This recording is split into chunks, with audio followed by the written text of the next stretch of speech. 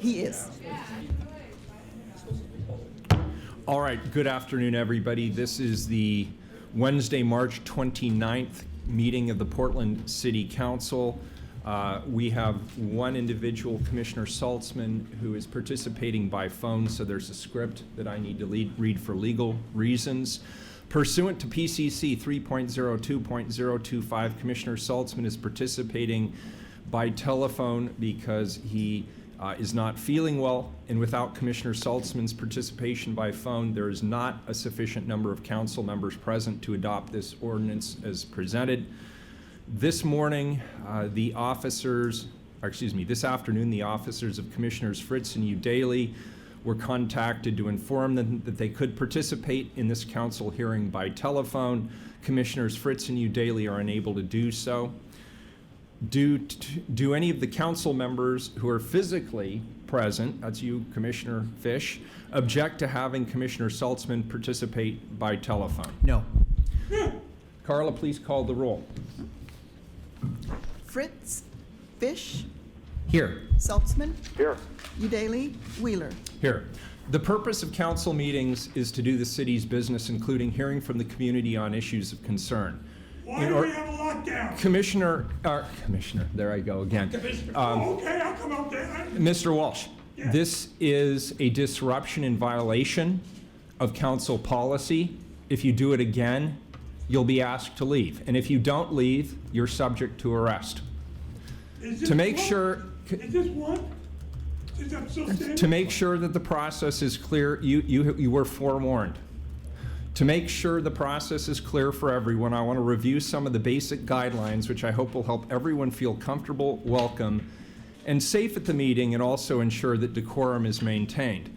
There are two opportunities for public participation. First, we have an opportunity for people to sign up for communications to briefly speak about any subjects they wish to address. These items must be scheduled in advance with the clerk's office. Second, people may sign up for public testimony on the first reading of reports, resolutions, and ordinances. If you sign up, your testimony must address the matter being considered at the time. Please state your name for the record. We do not need your address. If you're a lobbyist, please disclose that. And if you're here representing an organization, we'd appreciate hearing that as well. Individuals have 3 minutes to testify unless otherwise stated. When you have 30 seconds left, the yellow light's going to light up, and when your time is done, the red light's going to come on. Conduct that disrupts the meeting, for example, shouting or interrupting others' testimony or interrupting during council deliberations, will not be allowed. People who disrupt the meeting face ejection from the meeting.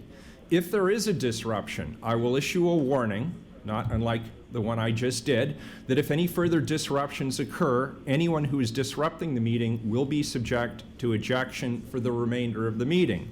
Anyone who fails to leave the meeting after being ejected will be subject to arrest for trespass. If folks would like to show your support, please do a thumbs up. If you want to express that you don't support something, thumbs down. Excuse me. This is a disruption that is counter to council policy. I'm asking you to sit down and be quiet, and if you do not do so, you will be ejected. It's very difficult to raise a thumb. If folks would like to show your support, thumbs up. If you want to express that you don't support something, thumbs down. Thank you, and let's get started with council communications. So the first order of business is communications. Item 291, request of Shedrick J. Wilkins to address council regarding 10-cent bottle deposit, not a sales tax. Good afternoon. Thank you for your patience today. Yeah, I just want to say something that the idea that we should put deposits or increase the deposit. Cedric, put your name in the record. Oh, Shedrick J. Wilkins. Thanks, Okay. Edward. This is a good idea. Actually, Oregon started the first bottle law in 1971. Only 10 states have adopted it, but California did a lot better in 1988 when they started recycling centers. I believe this is a sign of some civilization of the future, just like light rail is a way to take things to work, recycling cans and bottles instead of throwing them out in the woods. Oregon and California seem to want to have all children covered for health care. and also Oregon and California share a belief in the community college system. But it's most important that we have a philosophy of not throwing away things like aluminum cans, throwing them and collecting them at recycling centers, and now we've adopted the state recycling center system. 17 years ago, I worked for Safeways, and it was a mess. We used to count the cans in the store, and now we have these centers that was set up by the legislature starting in 2009 under President Obama, and finally, right about 2015, you can find a recycling center, and we need to continue to do that and not go back. I believe in having recycling laws, and having a deposit, and actually having centers that can handle the high volume instead of leaving the burden on the supermarket. Thank you, sir. Next item, please.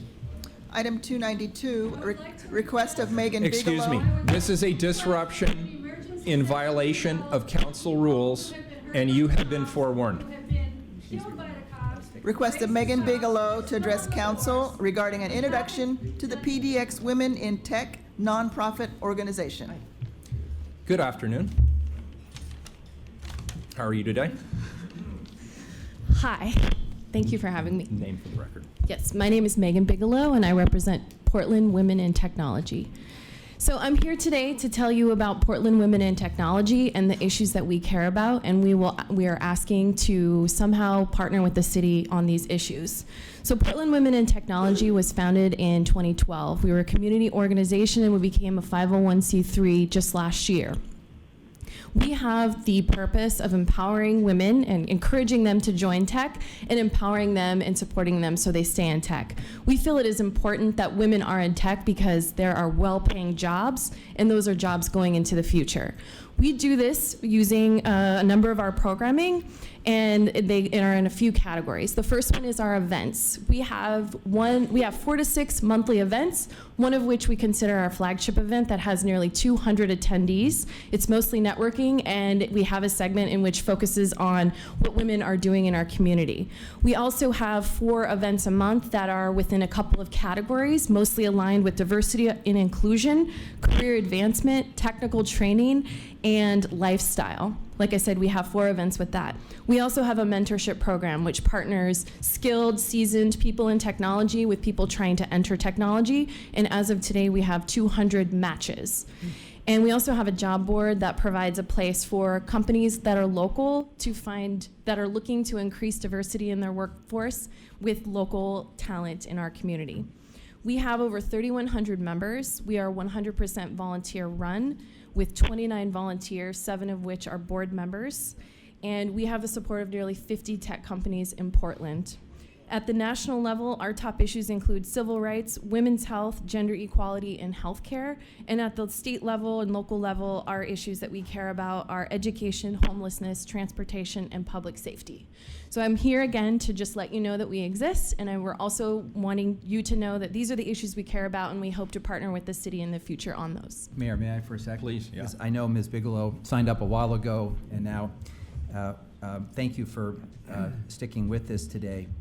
I can't speak for the mayor because I don't do his scheduling, but it sounds to me like if an invitation came to the council to have someone come to one of your larger gatherings to have a conversation about how tech and the city's economic development plan and our work dovetail, I think that we'd be honored to get that. And I wanted to ask you, while you're here, because there's been a lot of media about this, what do you consider to be the single biggest obstacle that women currently face in terms of getting parity with men in high tech? I think it's getting access to the jobs. I think well, first of all, there's a problem with us, not women that may not feel qualified because of the way the jobs are written, and it's also having the support when you're there. So it's really 2 things. Well, I want to thank you for coming, and I'd also note that we have a lot of boards and commissions at the city, and we're always looking for talented people who bring a fresh perspective, and we should have that conversation as well. Absolutely. Thank you for having me. Thank you. We sure appreciate it. Yeah. Thanks for the great work you do. Next item, please. Item 293, request of John Hollister to address council regarding Northwest 13th Avenue Historic District's ongoing and proposed development projects. Good afternoon. Thank you for your patience today. Yes. Carla, do they have the sheet here? Thank you very much, Mayor and Nick. Mr. Hollister, could you press that red button? Thank you. Thank you. There we go. Perfect, thanks.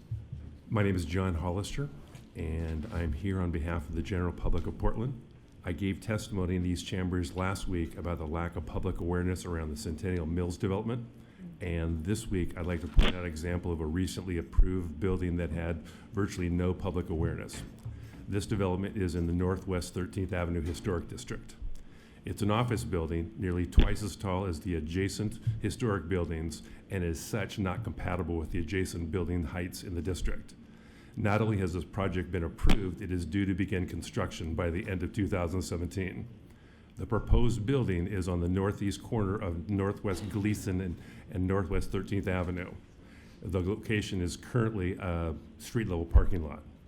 The Northwest 13th Avenue Historic District Design Guidelines, dated February 1996, state, to preserve the integrity and character of this special neighborhood, the guidelines stress that new development vertical heights are to be compatible with the adjacent contributing historic buildings. In this one district, all 21 buildings are contributing in this district. The people of Portland deserve to have a greater voice in the approval process of this building, which is in the historic heart and backbone of the Pearl District. Allowing a building at this height will set a bad precedent for maintaining the historical character of this vital and universally acclaimed district. A quote from a very, very famous politician, Ted Wheeler, states, I think it is a huge mistake that you cannot reverse if you take a historic neighborhood or a historic business district that has a unique architecture and you take away that uniqueness. Then you are robbing the community of its uniqueness. As a concerned citizen, and knowing that most people are unaware of the approval process, I raised the awareness within the community and created a petition. In less than a day's time, I got over 100 signatures supporting the position that the proposed building is too tall for the historic district. If I had had more time, I knew I could have gotten 1,000. Of the 150 people I talked to, only 3 of them were even aware that a project was going on. I presented my research and findings to the Landmark Commission, who thanked me for my efforts but said it was too late. They further said that if I brought the information to them sooner, they very well could have ruled that the building was not compatible in height with the rest of the district. That was very frustrating since I attended all of the public hearings and presented my information on as timely a basis as the process allowed. The architects, builders, and developers were all heavily involved in this process, everyone but the public. The good news is that the 14-day right to repeal period is still open, expiring this Friday, March 31st. The bad news is it costs $5,000. I am just not financially in a position to take one for the entire Portland General Public team. That is where the people of Portland need your help and, more importantly, need your leadership. I'm asking on behalf of the citizens of Portland that you waive the $5,000 appeal fee and allow the public to have a voice in this important decision. I'm not asking that you agree with my assessment of the situation. I am merely asking for an opportunity for the public to be involved in this process on the front end rather than being discouraged when they find out after the fact. And another quote from someone not quite as famous as you, it is not a function of our government to keep the citizens from falling into error. It is the function of the citizens to keep the government from falling into error. And that is from Supreme Court Justice Robert Jackson. Thank you for your testimony. We appreciate it. Next item, please. Item 294, request of Bill Linda Kugel to address council regarding an error by the Portland Bureau of Transportation. Good afternoon, sir. Good afternoon.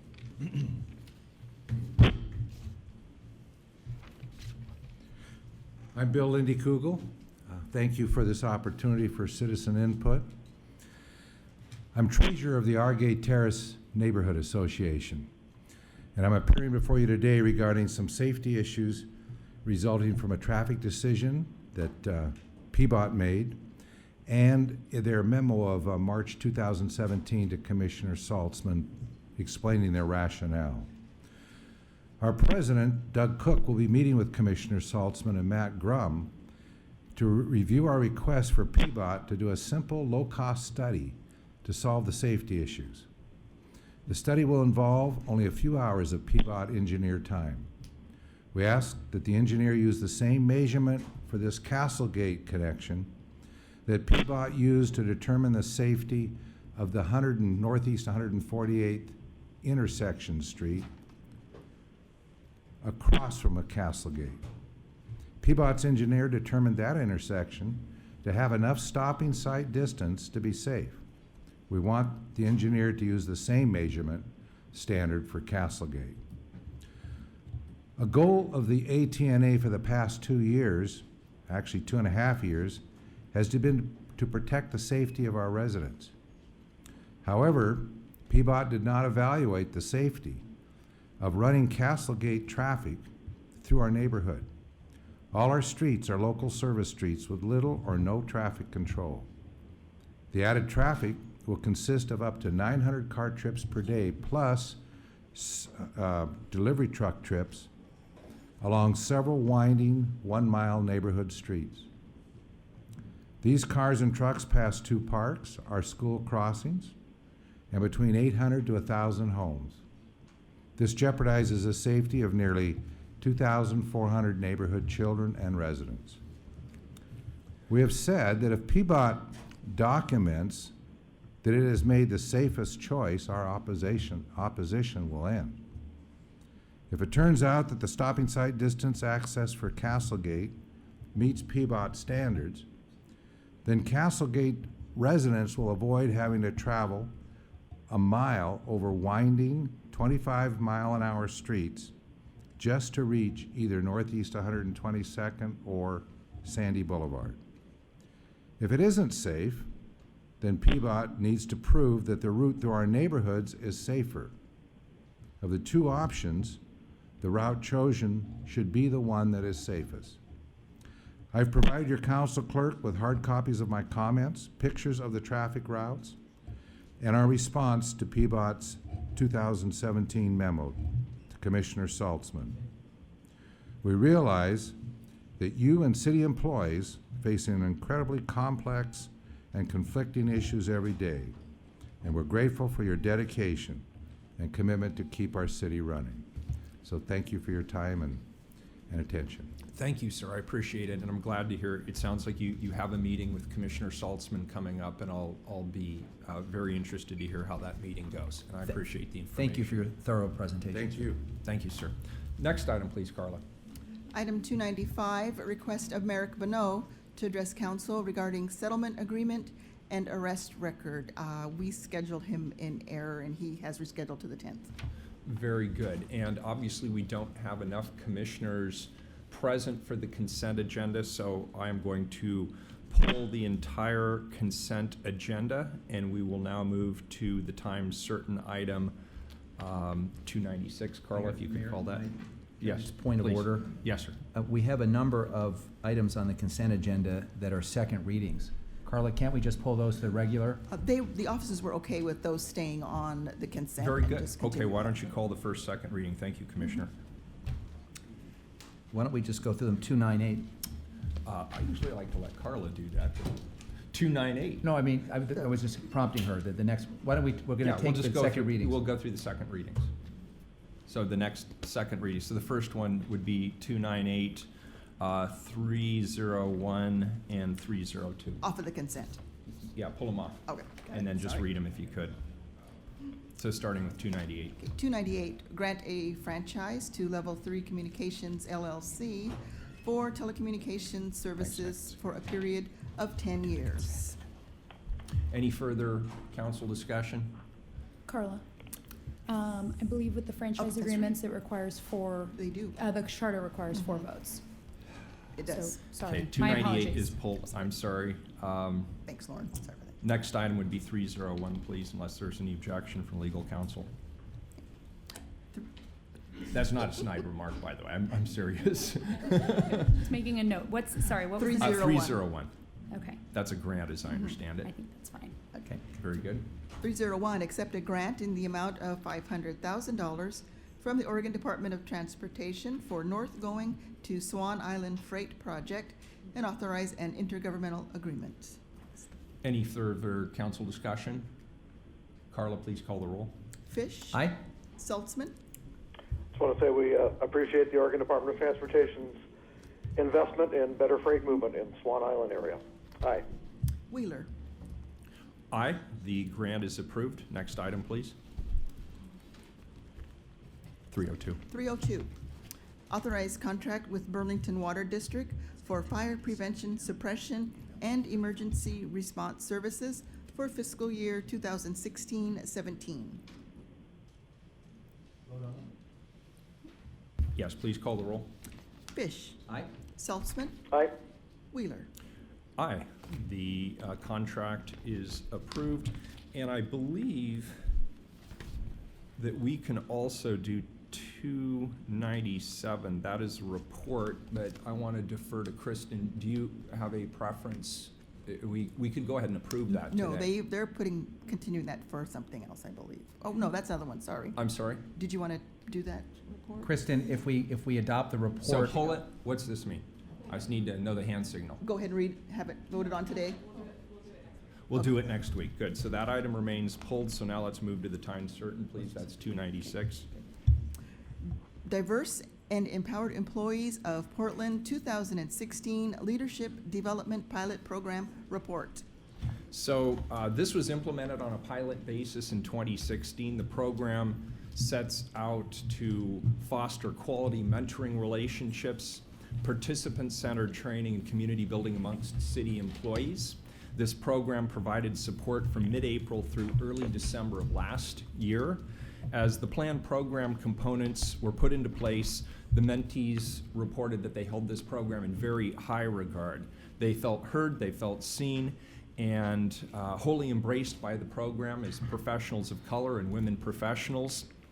The mentees reported that the program was especially important to them compared with other professional development programs, and it inspired them to serve as mentors themselves and leaders within their affinity groups. So we have a panel here to discuss this, and I'm not sure who wants to start. Very good. And please, again, just as per usual, name for the record. Good afternoon, Commissioners, Mr. Mayor, Commissioner Saltzman, thank you for being on the phone. It is truly my pleasure to be here and just present the opening for this presentation. My name is Dante James. I'm the Director of the City's Office of Equity and Human Rights. And this has been a couple of years in the making, and it was truly designed with the understanding and idea to begin to be able to address some of what you've heard in the past about literally percentages of managers and supervisors and promotional opportunities that are somewhat different for people of color and for women than they are for the majority community working for the city. And so the goal was to create a more inclusive pipeline and create those opportunities for engagement with mentors that would help those mentees be able to move through the city in a viable way. Understanding and addressing institutional implicit bias that may exist in other things that may make it more difficult for people of color and women to be able to attain promotional opportunities.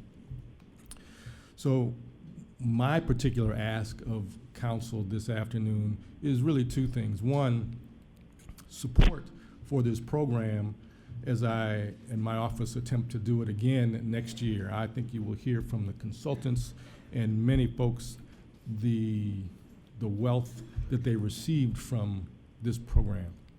So I'm asking for council support, which means it flows from you through your directors, through them to their managers to support whomever may become a part of this program in the future. And it's a question of time. They have had to do this on their lunch times and squeeze this in different ways than there are other mentoring programs that OMF runs and I think the Water Bureau runs that are much more accepted because they're institutionalized and folks get to take their work time as a part of being able to do this.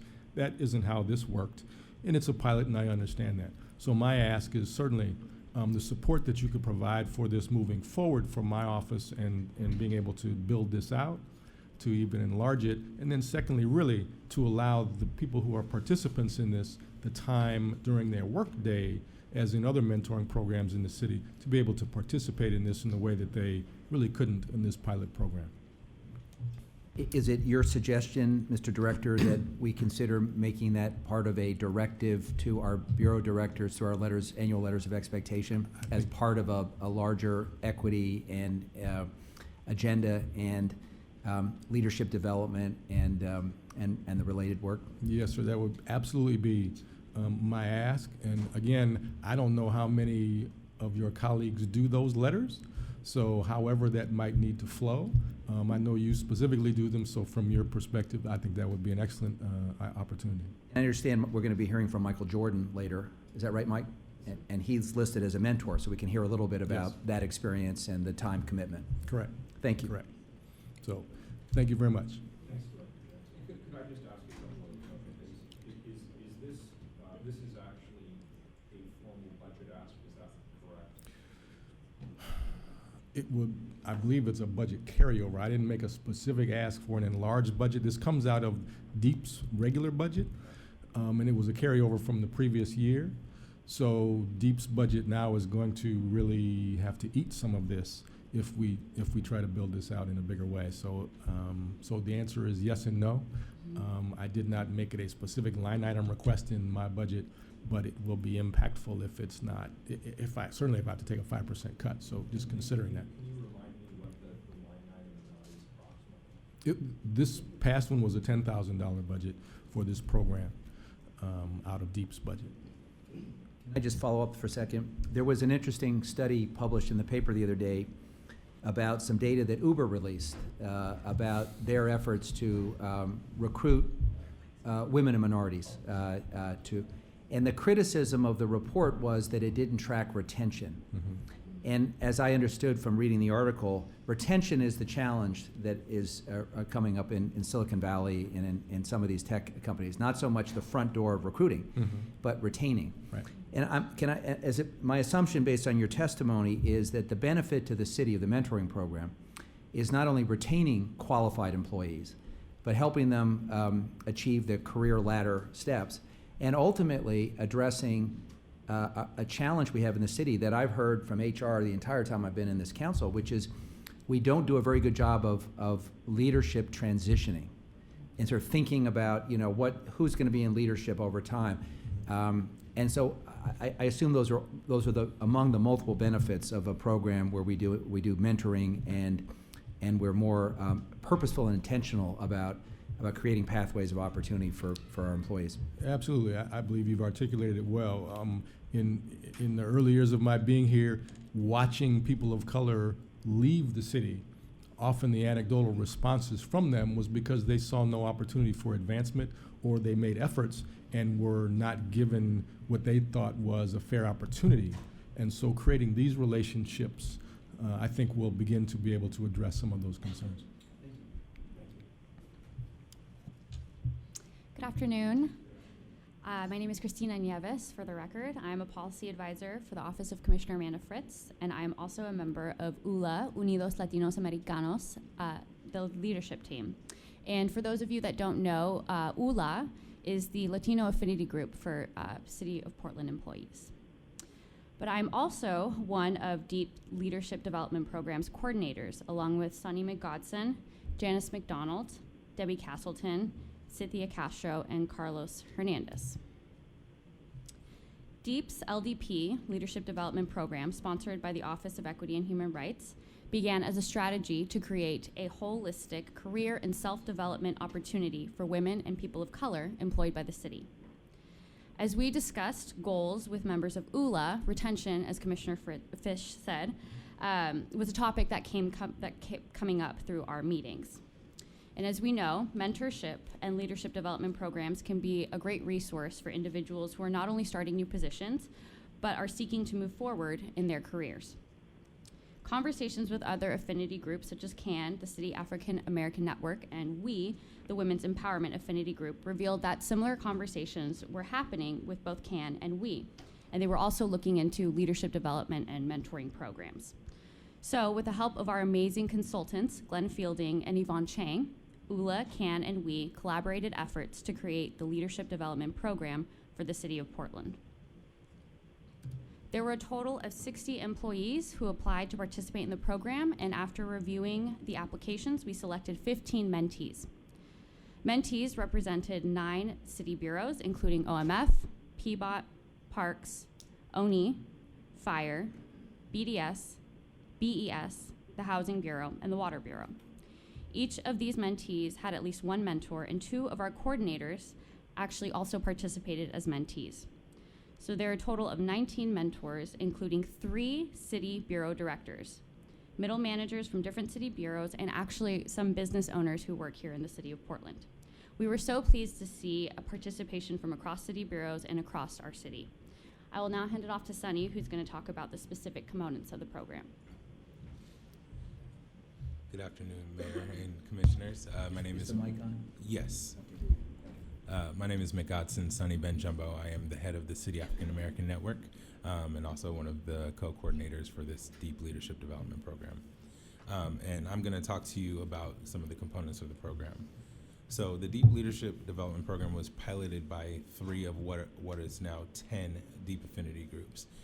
The City African American Network, CAN, the Unidos Latinos Americanos, ULA, and the Women's Empowerment Group.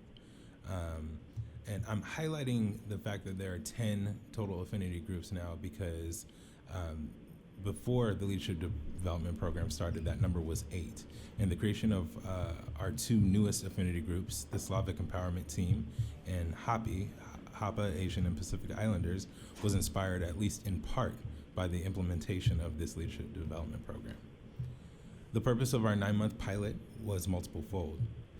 Engaging city employees who were Black, Latino, and or women, the program sought to hone and sharpen their skills, their leadership skills, preparing them to step into elevated positions, managerial and supervisory within or without of the city, to help them build professional networks and greater sense of community, to bolster participation within our affinity groups, and to assist them in overcoming potential workplace challenges relevant to their respective affinities, such as microaggressions, bias awareness, and communication challenges that can happen.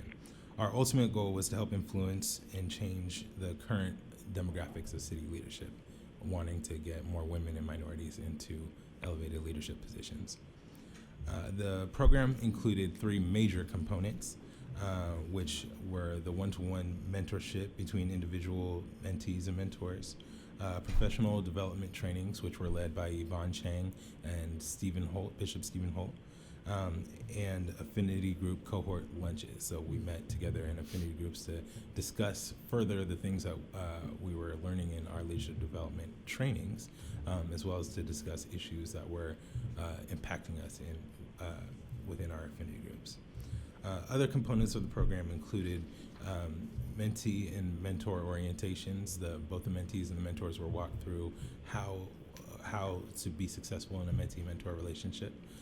We had a program graduation, and thank you to Glenn Fielding, who is doing a comprehensive program evaluation.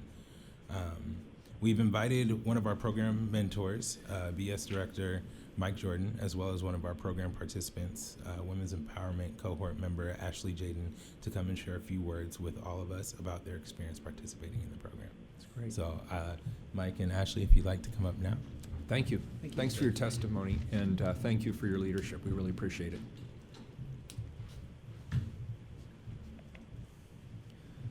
Good afternoon.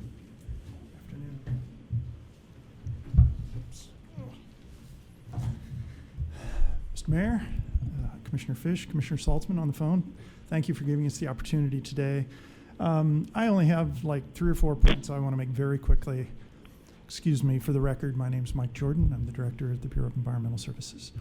I want to thank the committee. They do this as volunteers, and as you've heard, with very little direct support from the city. And this is an incredible lift for folks, and doing it the first time, as you know, is harder than normal, and they've just done a stellar job. Maybe a minute about the mentee-mentor relationship. I can tell you for me, my relationship with Raphael Howe was amazing. And he had brought me, I think, a lot more than I brought him. But I think the thing we can provide as mentors quite often, particularly in line with folks that are thinking about leadership roles in the public sector, is to provide some context for what it means to be a public employee and the challenges that come with leading in the public sector. As you well know, it's not an easy thing to do. These days, particularly hard. We live in a hyper-pluralistic society where everyone seems to have a voice and access to power, and trying to lead and move a community, even a department, in a direction in this environment is challenging. And so for those of us who've had the experience, been fortunate enough to do that in our careers, and to be able to provide that context for what people do in their everyday work, and have them think about what's the path to becoming a leader in the public sector is, I will just speak for myself, incredibly gratifying. So again, I probably got a lot more out of it than they did. The last thing I want to say is put in a plug, I guess, another plug for the program. I know that I can speak for BES. I believe we would be happy to provide tangible support to the program to move it forward. I would encourage the council to consider that as they consider your budget, Mr. Mayor, as you move forward. And then lastly, I think particularly with our recent past, I want to thank you for your service. Thanks. Thank you, and you too, right back at you. Thanks. Okay. Thank you, council people, Mayor, Commissioner Saltzman in the space. My name is Ashley Jaden. I work for the Bureau of Environmental Services. I do outreach for sewer and stormwater projects. I'm also a member of Women's Empowerment Affinity Group and a graduate of the Leadership Development Program. Not all the employees who applied to this program received their manager approval or accommodation. I'm a participant of this program thanks to the support of my manager, Megan Callahan. When I came, I'll back up. A little bit about me. I'm the granddaughter of immigrants who left Indonesia for a better life after internment. I work for city government after going to school for community development and hoping to serve my city. When I came before council last, I told you about how the program was of value for me, but at the time, midway through, it hadn't proved the impact yet. I'm here to tell you why the program has made me a success. Through my mentor, Stacy Triplett, I learned tangible strengths and found a plan for my growth. It was hard work, and I'm still growing. Thanks to the program, I'm still meeting with Stacy, and I hope to continue to grow. During the program, I had feelings of empowerment, strength, and skills. In the short time after this program has concluded, I've begun practicing the leadership skills I learned in women's empowerment and giving back the time that was invested in me into my fellow City of Portland employees. But I never knew until now what it would mean for others to see my growth as a leader. What it meant when my assistant director, Dawn Uchiyama, acknowledged me as a leader and a leader in equity in front of others, not just behind closed doors or cornered in an elevator. After the program, I was elected co-chair of my Bureau's Equity Committee, but it meant the world to me to receive the support of my Bureau Director, Mike Jordan, sitting next to me, and his endorsement as well. Of all times, now is the time to stand up with our communities of color. I don't know much about walls, but working in sewer, I know a thing or two about pipes. And this program is a pipeline to advance women and people of color. Analogy of the day, everybody. There it is. And one last thing is, how do I know this program is that because I am my ancestors' wildest dreams. It's great. Thank you. Ashley, we're very proud of you, and I want to just say that I'm about to say something that is contrary to the spirit of this program because we're supposed to be developing leadership, but I just want to say to the other bureaus of the city to not try to poach our talent because we're growing our talent, and I just want to put that out there. Thank you. Up next, Janice Glenn, and Debbie. Very good. Thank you both.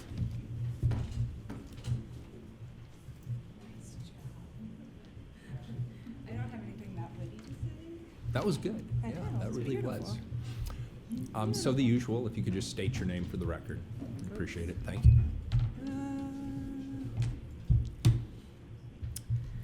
Good afternoon. My name is Janice McDonald. I work with PBOT in the Active Transportation Department, or Division. I co-chaired DEEP, and I was the leader for this project. After more than 200 volunteer hours, I'm here to tell you that we learned a few things. One is that it's good to have a team of people who are dedicated and passionate about the program. Together, the committee members donated over 600 volunteer hours. In addition, Glenn Felding, our evaluator, donated not only his expertise, but over 200 hours of his time to help us collect data, write and rewrite the final report, and develop recommendations. Yvonne Chang, one of our trainers, as you heard, and our program development consultant, and Stephen Holt, our other trainer, both gave us their wisdom and a very large discount for their services. A program like this definitely takes a team. Being a pilot and new for all of us, we did not allow enough time for the recruitment of mentors, which in turn made the matching process a bit messy. Some mentees knew who they wanted as a mentor, so just asked the person. Other mentees needed options to choose from, and not having the bios online in time created frustrations. Though within weeks, we were able to match all of our mentees with at least one mentor, sometimes two. As a lesson learned and a recommendation out of our final report, we are streamlining the process of how potential mentors are recruited and mentees are matched with mentors. We also want to add a networking time so people get a chance to know one another a bit before we do the matching. While we had constant communication with mentees, my communication with mentors could have been much better. I learned that mentors are very busy people and that the way to reach them varies person to person. In my debriefs with 14 of the mentors, I was told numerous times about information that they wished they had known at the beginning or during our program. This information was sent to them many times through emails, but obviously they did not receive it. Naively, I assumed everyone was getting that information that they needed. What I learned, though, was that I needed to do a better job at checking in with mentors, be it face-to-face meetings or a phone call. This way, the mentors would have felt more informed and connected to the mission of the program as a whole. Longer trainings, it's been mentioned a few times, 2 hours. As everyone knows, an hour-long training is not a lot of time to go deep in information and practice. We settled on an hour, as you heard, because we wanted to make sure that people weren't missing work and that they could do it during their lunchtime. Next year, we are committed to having 2-hour trainings, and we will also create training opportunities for building tangible skills, such as how to advocate for yourself as an employee, how to deal with microaggressions, and how to interview. From our surveys, 75% said their sense of personal satisfaction with work has increased. 81% said my commitment to working with the city has increased. 100% said my commitment to becoming a mentor or a leader in my affinity group has increased. To me, that equates success. I know that we need to have more defined roles, responsibilities, and expectations for the overall program. We need to figure out a way for all participants to be able to weave their desires to be stronger leaders together with their already heavy workloads. Mentees, mentors, and the organizing committee took this on as a volunteer program. Unfortunately, though, that means that leadership development can become a second-string priority. By the end of the program, not everyone was making all of the trainings or mentee-mentor meetings. My takeaway here is that if we as a city value a diverse workforce, then we need to support their professional growth. As was stated by Hun Nguyen at the Women's History Month proclamation, the city values its assets and the city employees are a valuable asset. I would like to add to that while it is imperative that we invest in our sewers, roads, parks, housing, crisis, and development, we need to invest in our most important asset, its employees. Without them, we are not the city that works. Thank you. Thank you.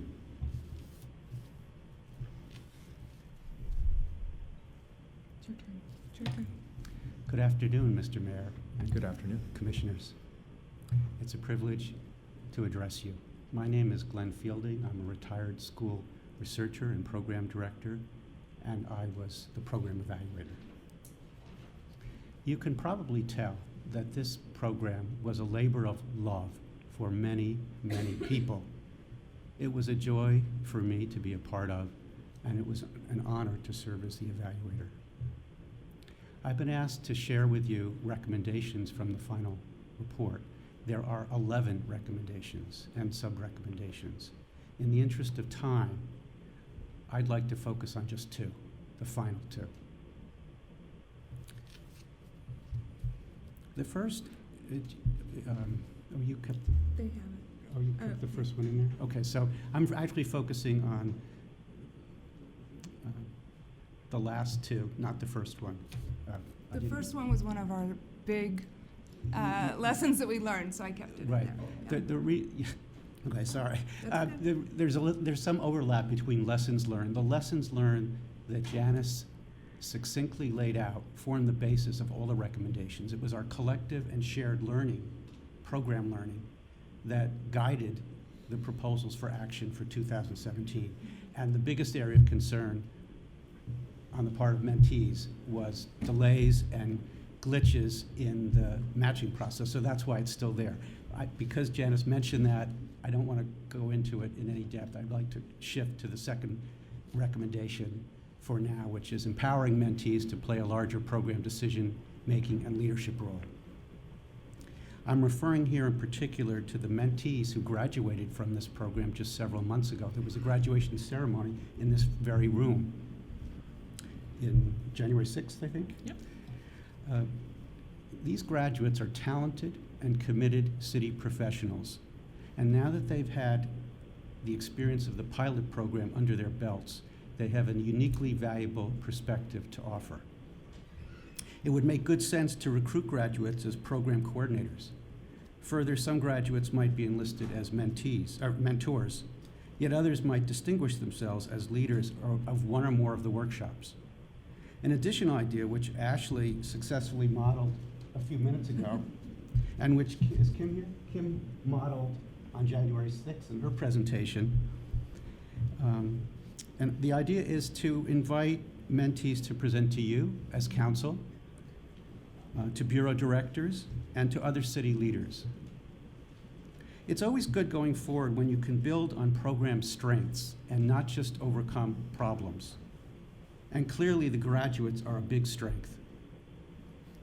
The second recommendation, which reinforces and kind of piggybacks on what Director James has said, what Director Jordan said, what Janice McDonald has said, is to expand the city's institutional support for the program.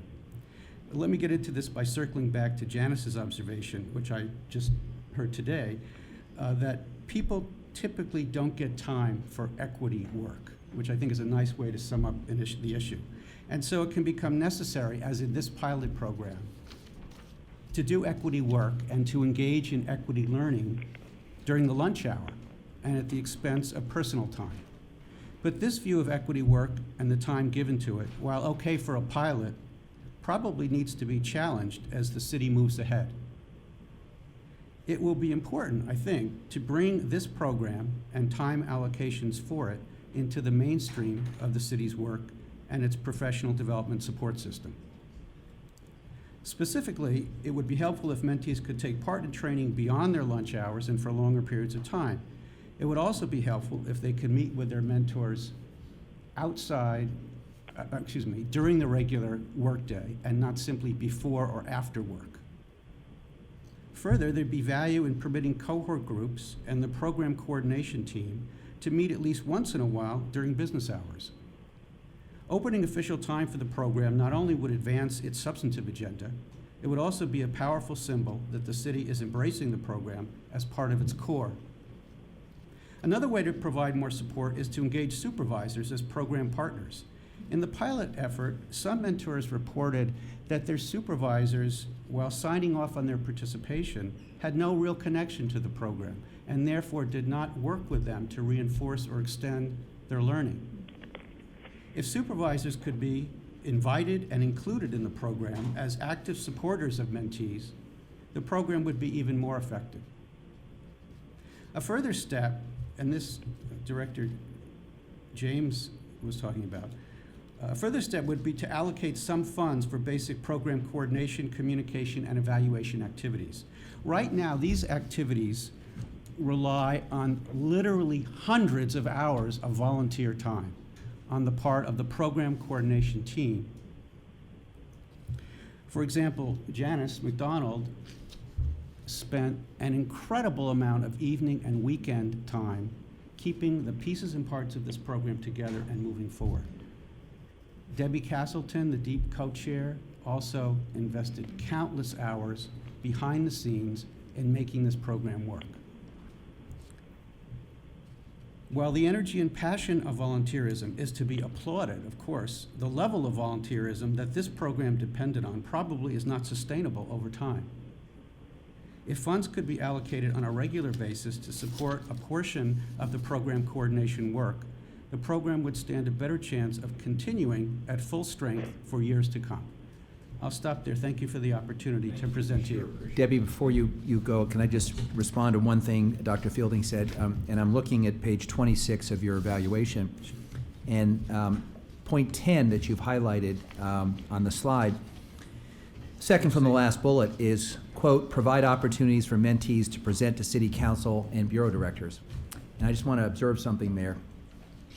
I learned early in my service that when I scheduled meetings with Bureau leadership and asked line employees to come join the discussion, that some Bureau directors were a little uncomfortable with that because it was perceived as going outside of the kind of chain of command.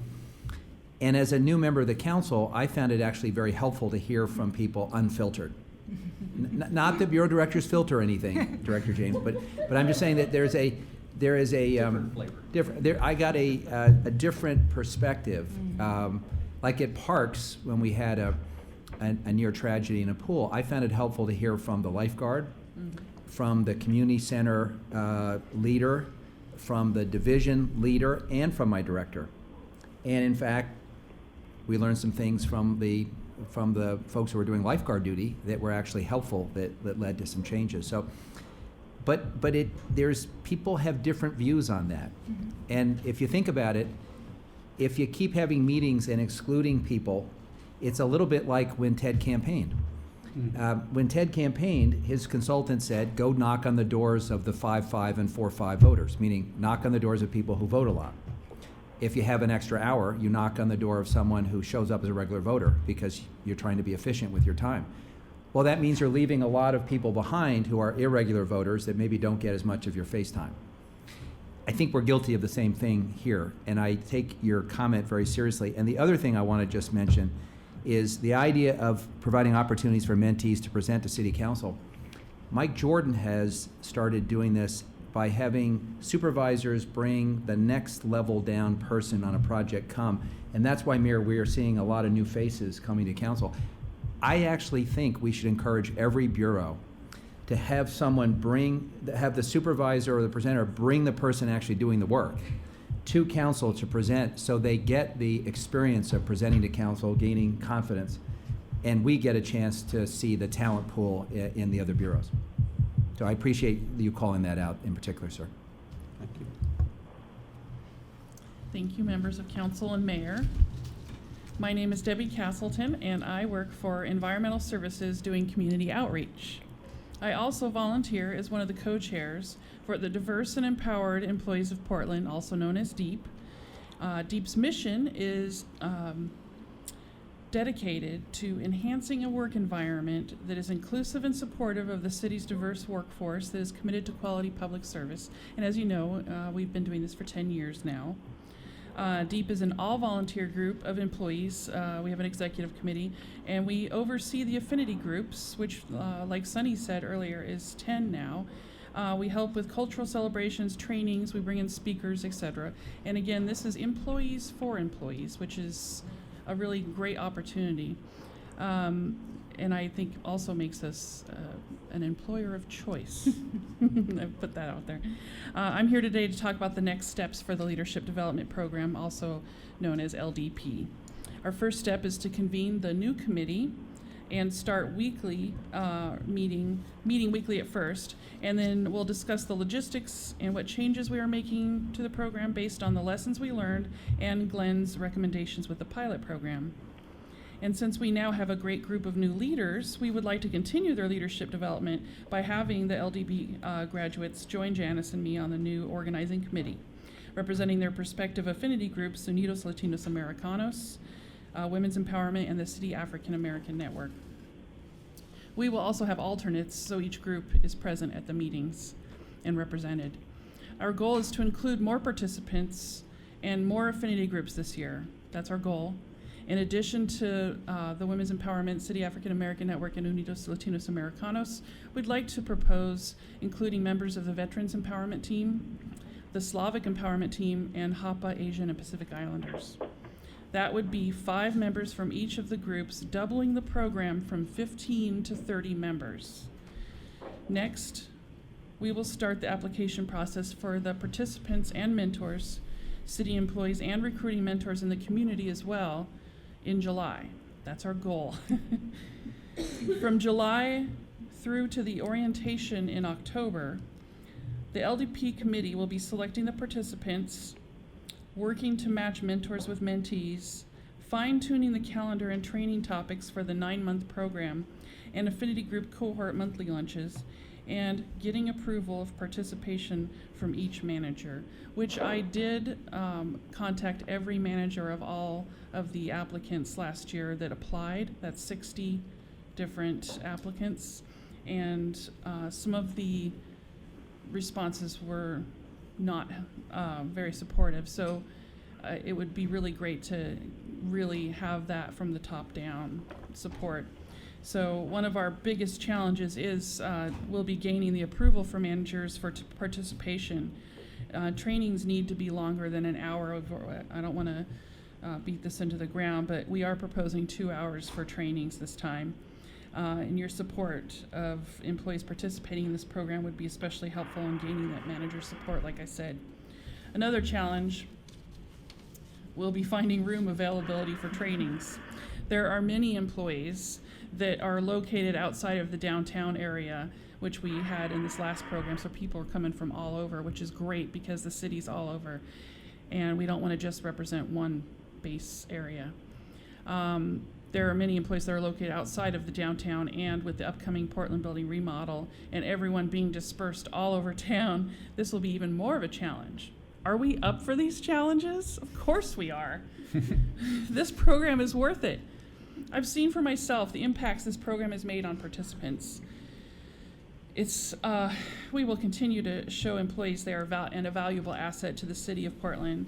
I very much look forward to reporting back to you next year the success of our 2nd year. Thank you again for your time and support, and let me know if you have any questions. Excellent. Thank you, Thank you. Commissioners. Commissioner Saltzman, hopefully you're still here. Yes, I am. Very good. I'm still awake. Yay. Good. Thank you. Thank you all very much. Thank you. Excellent. Appreciate it. And as Director James said right up front, it's good bang for the buck. And I appreciate that this is self-actualization on the part of our frontline employees with their supervisors and even all the way up to the directorship level. I think this is fabulous. And I appreciate the breadth of the testimony that we heard this afternoon. And you gave us lots of things to think about. You gave us a lengthy to-do list. And I always appreciate the explicit ask. So that gives us concrete conversation topics going forward. So thank you for that. Do we have any public testimony? The report? Oh, I'm sorry. We're going to see if there's any testimony. One second. Oh, sorry. Is there any public testimony on this? Yes, we have one person, Joe Esmond. Come on up. Mr. Esmond, come on up, sir. Welcome back, Joe. I never left.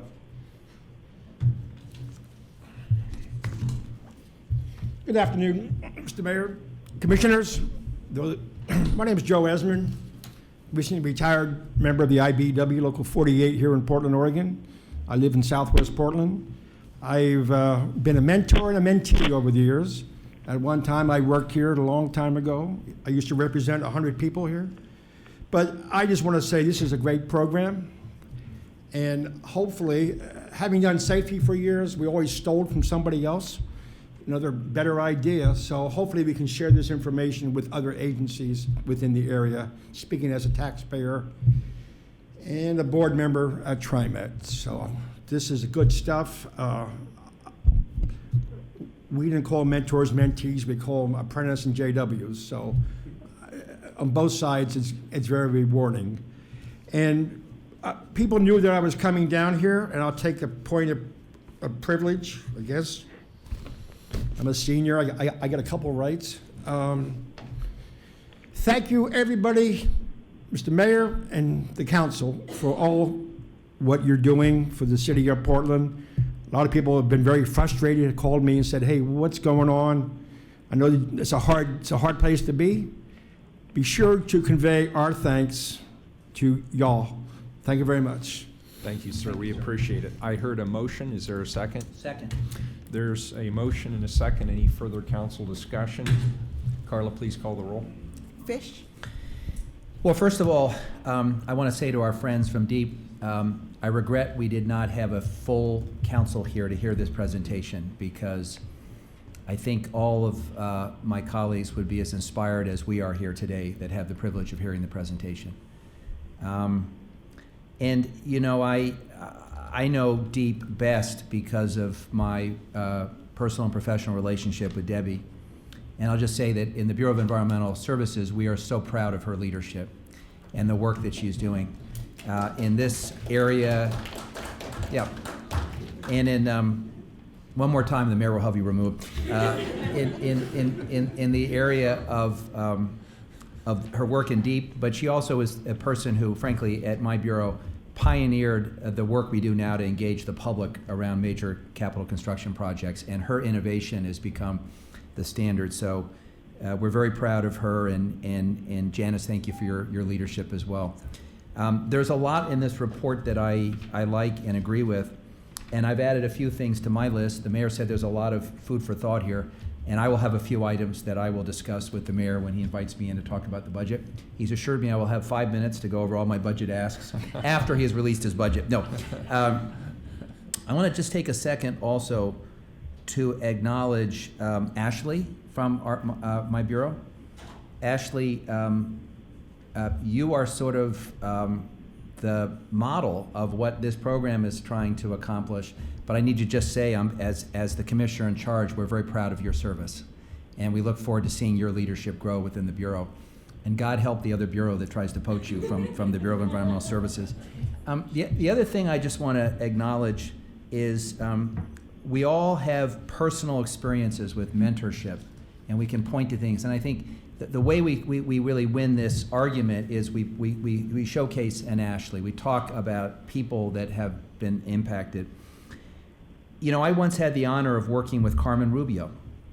She was she was selected for leadership by Tom Potter.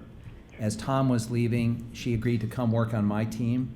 She grew enormously in the position she had in my office until the Latino Network recruited her to be the executive director.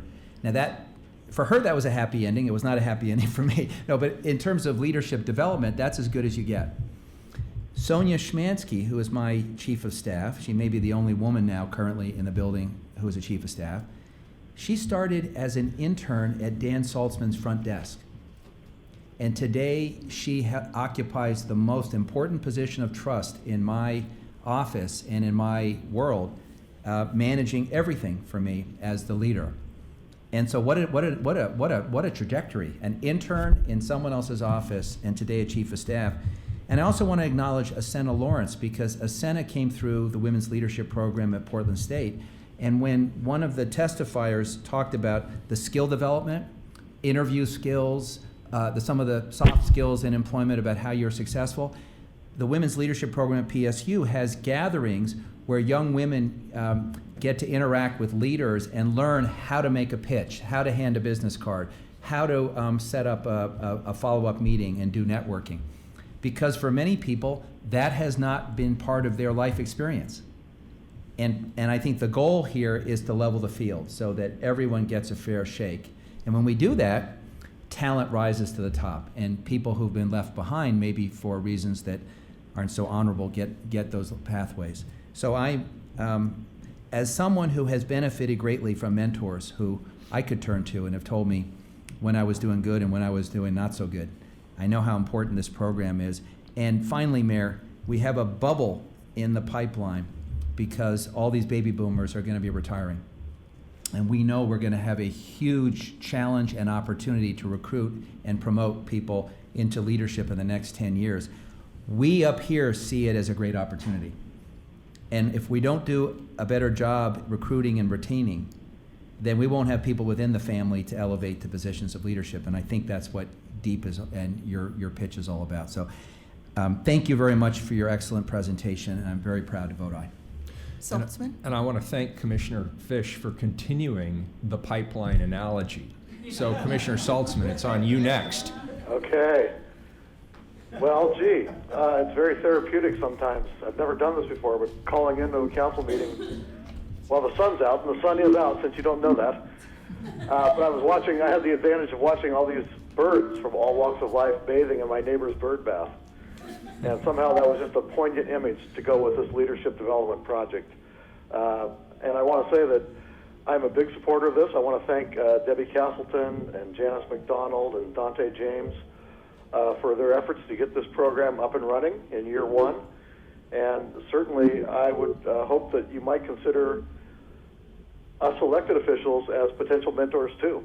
I would really relish the opportunity to mentor a couple people, or particularly in my bureaus, about the issues that face us as elected officials. And I think that would be good opportunities for those who have higher aspirations as well. But this is a great program, and I really appreciate the presentation, and you can bet I'm behind it 1,000%. Aye. Wheeler? Great pipeline to the future. Aye. The report's accepted. Thank you, everybody, for your participation and your testimony and your leadership. So we have a number of items that we're going to pull for a variety of reasons. I'm returning item number 297 to my office. 298 has already been done. That's set over. That's correct. 303 is pulled back to my office. 304, 305, 306, 307 are pulled for quorum issues. That takes us to 308. Please call the item. 308, authorize a competitive solicitation and contract with the lowest responsible bidder and provide payment for construction of the Beaverton Hillsdale Highway Phase 1 drainage retrofits for water quality project number E08675 for an estimated cost of $787,000.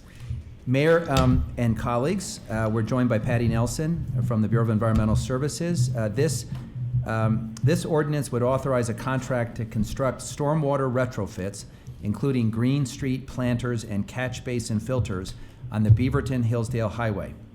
Currently, untreated stormwater is running off the streets and into Fano Creek.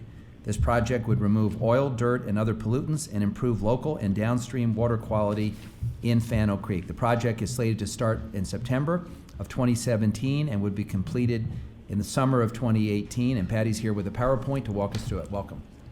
Before we begin, my name's John Houle, and we, as you mentioned, Patty and I are here representing the Bureau of Environmental Services. And I will also put a plug in for the, this is an opportunity for taking to heart your admonition to showcase the talent that BES has. Patty's the project manager for the project, and she will present the details of the project we're seeking support for. And thank you for saying that, sir, because I have really appreciated the fact that in almost all of our presentations now, the project manager comes in and walks us through it. And that was not always the case. And I think it's been a big plus for the council, and hopefully it's been worthwhile and valuable for the project manager. So thank you. Hello, Mayor and Commissioner. As mentioned, I'm here to ask for authorization for solicitation and contract of the lowest responsible bidder for Beaverton Hillsdale Highway. This project will reduce pollutant loads to Fano Creek. There's existing storm system out in Beaverton Hillsdale Highway. This project will retrofit, add in stormwater treatment into the system to provide the water quality needed. I wanted to highlight, this is a project where we seized an opportunity to work with our partners, transportation, so it's an inter-bureau project. There were fatalities at Southwest Shattuck and Beaverton Hillsdale, which was on the radar for transportation. They had some improvements identified. At the same time, we had a project identified to retrofit the storm system for water quality. So we've been working in partnership with them, and this project focuses in on that intersection. The curbs will be realigned to eliminate a turn lane, which has created a safety issue for pedestrians. And in doing so, it's freeing up space for us to use for planters, which you've seen around town. There's an example there to show that. So we're partnering again. There's some signalization improvements, some pedestrian improvements that transportation's doing. And then again, we're capturing the right-of-way and using those to treat our stormwater. Our engineer's estimate is $787,000. As mentioned, we hope to advertise in June and construction in the fall, and we'll finish in 2018 in the summer. In terms of public outreach, we've been talking with the neighborhood and the community since 2014. We've had a number of meetings with the neighborhood associations. Our public outreach staff are outstanding, as you've heard, and I'm sure you know of, and have actually reached out and done door-to-door connections with the businesses out there, as well as the open houses. And with that, do you have any questions? Thank you. Commissioner Saltzman, any questions? Just one question. So you said realign the intersection? Yes, Is that going to make it more of a sort of a right angle intersection? No, currently, and I apologize, I don't have a very good view of it. This is just a public outreach graphic. Currently, there's a right turn lane. So heading westbound on Beaverton Hillsdale, there's a right turn lane. Right, I'm familiar with that. Right, to make a right onto Shattuck. So the curb line will actually be brought out so that it'll actually be straight now instead of being curved back for that turn lane. So it'll be parallel with the lanes of traffic instead of a turn lane. Okay, I don't know if thank that you. makes sense, yeah. So I'm sorry, is the photograph, is that how it is currently, or is that what's proposed? Again, I apologize, it's a graphic that's just used for public outreach. It's just giving us an idea of what the planters look like. Exactly. Got it. Exactly, and Okay, where they're thank you. I at. apologize And so for that you confusion. can't really see it there, but the curb actually is wider. The cross-section of the road in Beaverton Hillsdale is wider in that section because there's an extra turn lane, and we're going to basically be eliminating that. Oh, I so, see. I'm looking yeah. at 405 anyway. Pedestrian Okay, safety good, got it. will be Yeah. improved. Okay, Yeah, good, thank you. exactly. So the goal is that both PBOT and BES together will do the infrastructure improvements so that there's one disruption for the community? Correct. The project is going out as a joint project, and so BES will be contracting the work, and we're in partnership with transportation. We have an intergovernmental agreement, and the pedestrian improvement, safety improvements will be made as part of our project, in addition to the stormwater. Good, thank you. Great. Is there, before we leave in, Commissioner Saltzman, any more questions? No further questions. Very good. Is there any public testimony on this item? No one else signed up. Any further discussion? This moves to second reading. Thank you. Thank you. Next item, please. Item- Oh, we did 309, didn't we? No, that was on the regular. We did not. Thank you. That's good. Go for it. 309, authorize a contract with the lowest responsible bidder for construction of the Richmond South Tabor Sewer Rehabilitation Project number E10383 for $4,260,000. Any further council discussion? Call the roll. Fish. Aye. Saltzman. Aye. Wheeler. Aye. The contract is approved. Next item, please. 310, authorize a contract with the lowest responsive bidder for construction of the Slough Outfall 104B, project number E10625 for $2,255,000. Any further council discussion? Please call the roll. Fish. Aye. Saltzman. Aye. Wheeler. Aye, the contract's approved. Next item. 311, authorize a contract with Carrillo Engineers for engineering services for the Tryon Creek Wastewater Treatment Plant Secondary Process Improvements Project E10694 for $1,137,130. Any further council discussion on this item? Hearing none, please call the roll, Carla. Fish. Aye. Saltzman. Aye. Wheeler. Aye, the contract is approved. And the next item, item 312, has been pulled to 4/5/17. So without further ado, And that's we're at, adjourned. that's at 2 p.m. time certain, so. That will be a time certain, that's 2 correct. p.m., yes. 2 p.m., thank you. On the Dan, 5th. thanks for joining us, so we had a quorum. You're welcome. Thank Thanks, you. Dan, appreciate it.